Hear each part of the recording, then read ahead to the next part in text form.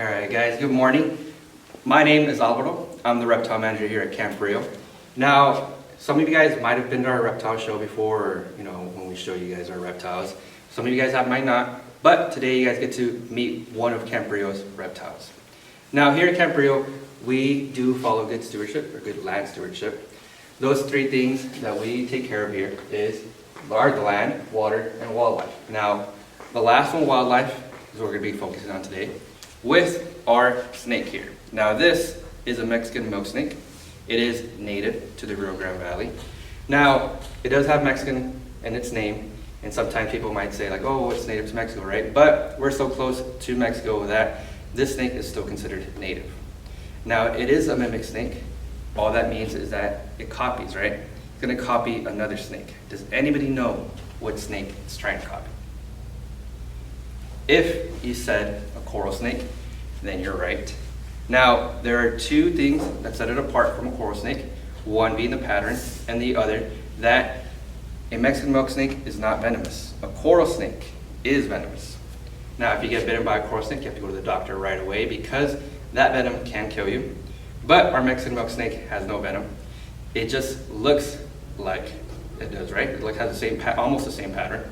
There is a difference. I'm going to show you a little rhyme. If you guys repeat after me. Red next to black, friend of Jack. Red next to yellow can kill a fellow. Now, if you guys see right here, our red is next to black. So this is a friend of Jack. It is the Mexican milk snake. Now, sometimes people confuse venom and poison. I'm going to show you a little trick. Hopefully you remember it for the rest of your lives. You just make a V with me, and then you turn into little fangs, and then you inject yourself, right? So venom is injected into you, and poison is something you have to eat. So snakes are always going to be venomous, right, with fangs. Now, our Mexican milk snake is also considered a king snake. They're in the king snake family. You guys know any other kind of snakes that are in the king snake family? There's a big one. It's very venomous, and it's very big.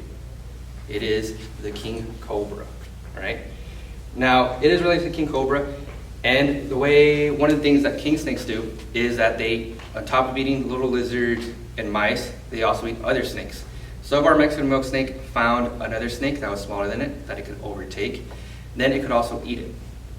That also means that other king snakes can eat our friend here. But for the most part, these guys are pretty relaxed. Even if you see a coral snake, the venomous ones, maybe if you guys are out hiking, camping with your family, your friends, and you guys see one of these snakes, you can't tell you forgot the rhyme I just showed you. The best thing to do is just leave them alone, right?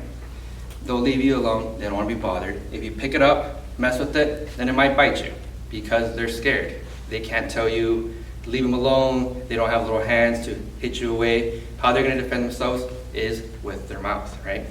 So the best thing to do, just leave them alone. Let's be good stewards of our wildlife here in Texas. And that means that you don't have to kill them. If it's outside, let it go. If it's in your house, call someone. They'll take care of it for you. Don't get close to it. Even if it is a Mexican milk snake and they don't have venom, just leave it alone, right?